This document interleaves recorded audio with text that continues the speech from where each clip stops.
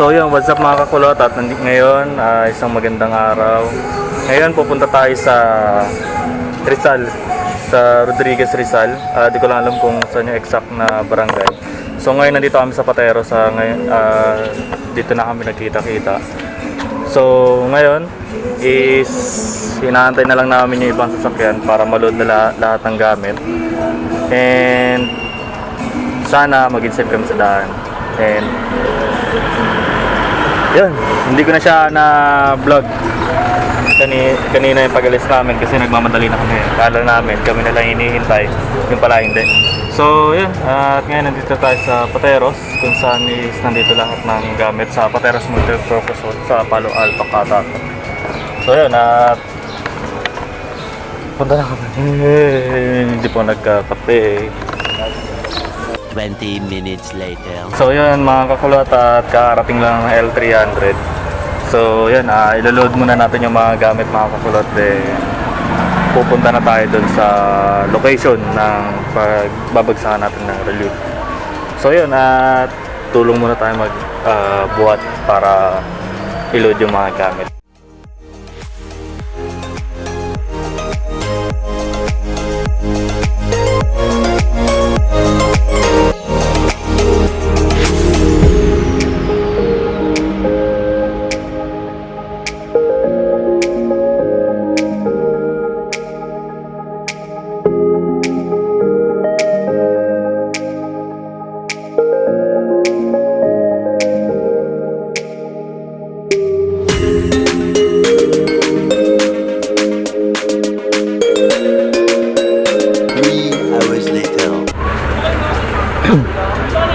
So yun mga kakulot, at ngayon for preparation na kami para papunta sa Kasiglahan, Rodriguez Rizal. So yun, kakarating lang ng isang jeep, and ang oras is 7:28 na umaga. And yeah, at kami bibiyahe na. Okay?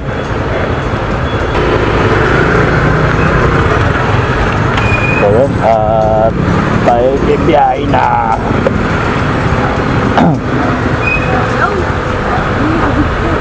Hindi pa kakan. Kunin mo? Kulit ka!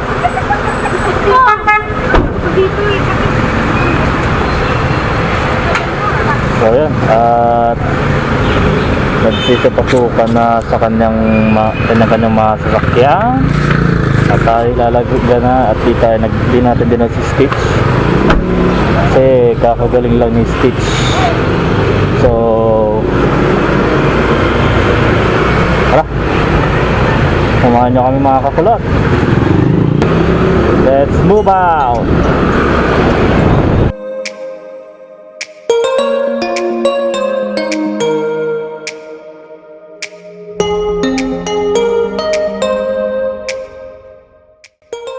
Yeah. So ito na siguro ulit yung pinakamalayang mapupuntahan ni Pinky.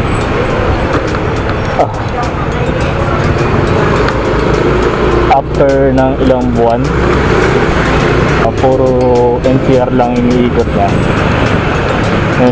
Ngayon lang siya ulit makakalabas.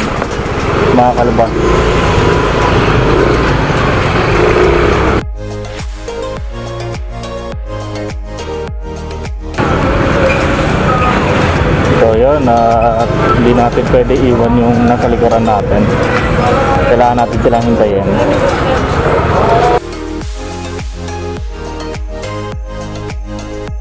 So yun mga kakulot, at pupunta tayo ng Buting.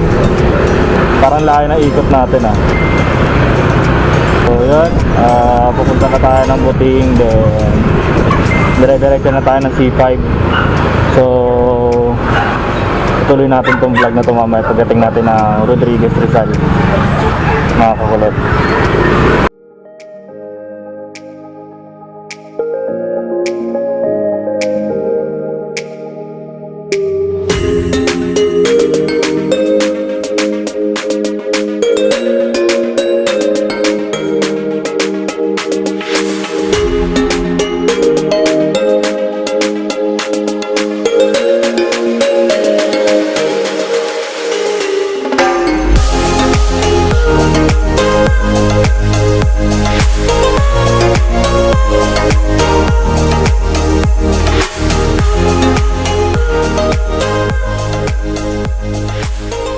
One pathetic sob story later.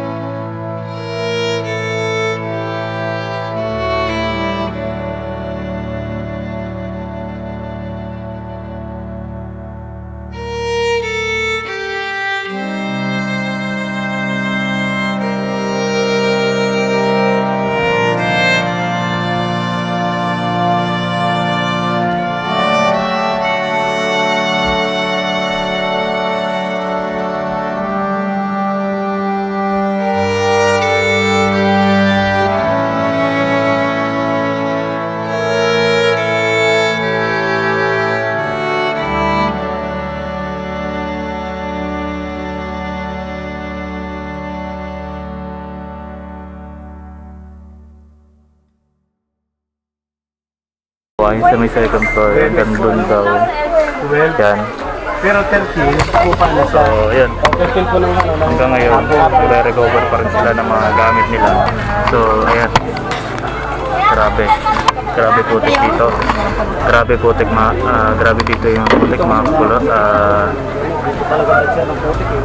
So, kung may mga pupunta, may mga magbabalak pumunta po dito, magdala ng bota or anumang protection para sa paa. Yung tsinelas or sapatos na rubber sa face hindi uubra dito. So ako kasi naka rubber shoes. So ayan, nangyari. Yan, kaninong tsinelas yan eh? Kanina? Pepi. Yan. Pepi daw yung tsinelas. So mamaya, pupunta pa tayo dun tayo mamaya. Pero mag-ano lang tayo ha? Wala tayong plastic. So, Lalo kasi hindi rin kayo makakasali doon pag umikot kayo. Sarado yan. Sarado dahil ang putik, grabe ron. matataas na po yung putik dun. So, sabi po nila, dun daw tayo magbibigay ng mga relief. Yan, kung makikita niya yan. So, Nagbigay kayo ng mga tulong, yung mga bahay-bahay. Hindi nakakarating, yan ang kinabang yung hindi inaabot ng bato sa taas. Dito talaga ang... hanggang doon sa likod. Maraming namatay doon banda sa kadamay na sinasabi. Maraming namatay doon. Hallelujah, hallelujah, cover shoes pa more.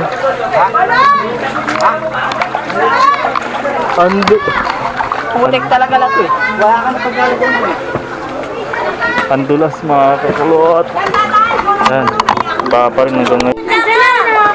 Nakasabay din ako muna ako na. Babay ka muna kami kasi Sige po, madaling araw pa. unti-unti lang po yan. Hindi kakayanin eh. Tatlong araw na kami kami.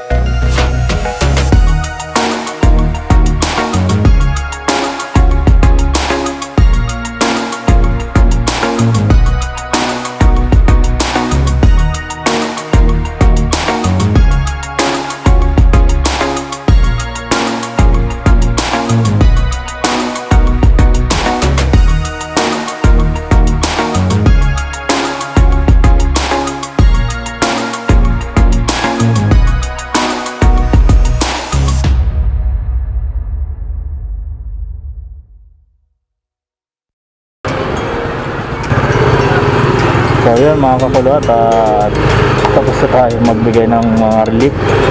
So nakapag-utos na din tayo ng paa. So doon na natin ipagpapatuloy sa bahay. So yun, tingnan nyo naman yung nangyari. So by next week daw, babalik daw ulit dito para mamigay ng relief. Carlito! Sabi mo nga tayo! Ah! Carlita!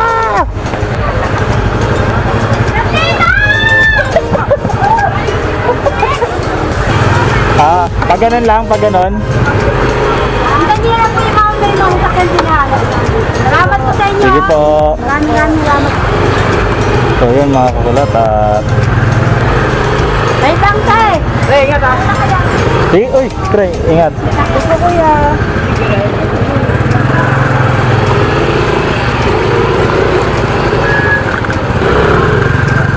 So yun, at tayo pa uwi na. Medyo nakakapagod papunta, pero pag dumating ka na dito, mawawala yung pagod mo.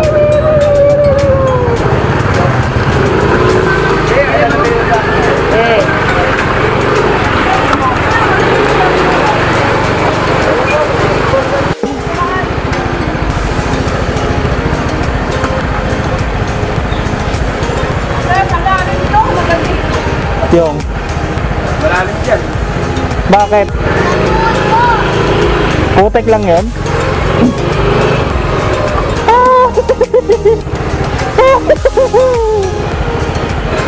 Sige, unahan mo na.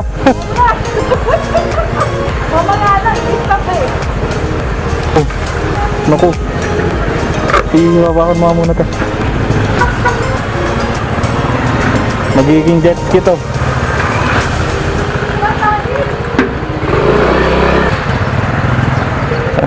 Mga kakulot, ready na kayo sa jet ski. Kaya nga.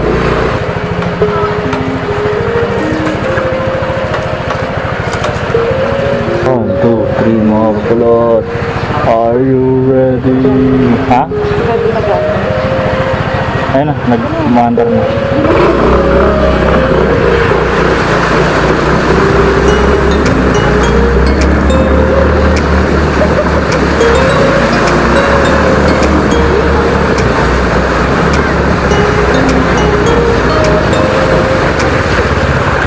Niyo lang ang malakas.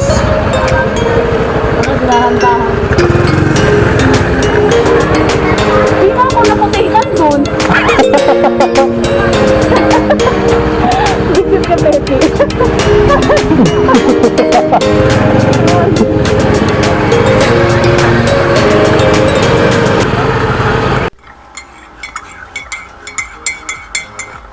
So yun, what's up mga kakulot? What's up mga kakulot? At ngayon, kakauwi lang namin dito sa bahay. So, yung iba namin kasama na nakakotse, nandun pa. Iniwan na namin dun kasi sure tinaantok na din. Then, kami, nakamotor naman kami, kaya may iwan pa rin namin sila. Gawa na sobrang traffic dun. Dahil labasan ng mga malalaking truck, gawa na naghahakot pa ng mga ibang mga basura. So yun, at nandito na tayo sa bahay. Timpla na ako ng kape.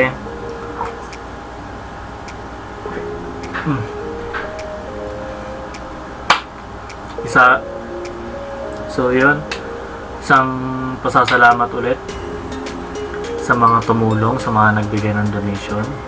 Yan, maraming salamat sa mga hindi nagsawang tumulong magbigay ng donation. So mga kakulot, by next Sunday, aakyat ulit tayo doon sa Rizal, sa Rodriguez Rizal, na sobrang pinamahan talaga ng bagyong Ulysses. So babalik tayo doon para sa second batch ng donation. So sa mga gusto pang mag-donate, ayan, sa mga gusto pang mag-donate, at ibababa ko yung description ko kung saan po kayo pwedeng mag-donate. Or mas maganda siguro mga kakulot kung sasamahan po natin ng unting dog food, kahit 1 kilo lang, para sa mga alaga nilang hayop, sa mga aso, ganoon sa pusa, para kahit sila makakain din sila ng maayos, ng gusto. Kasi lahat ng tao doon halos wala ng ari-arian, wala ng mga gamit, so back to zero talaga sila gawa ng hagupit ni Bagyong Ulysses. Maraming salamat mga kakulot, kasi hindi kayong nagsawang sumuporta sa grupo namin. So yun, maraming salamat sa mga taos pusong tumulong po. Yun. So yun, at hindi ko na siguro papatagalin tong vlog na ito. At Bangon Marikina, Bangon Rizal, so Cagayan and Isabela, bangon po tayo. So dito ang aming team para tumulong hanggat sa kaya namin. So yun, maraming salamat and ingat kayo mga kakulot.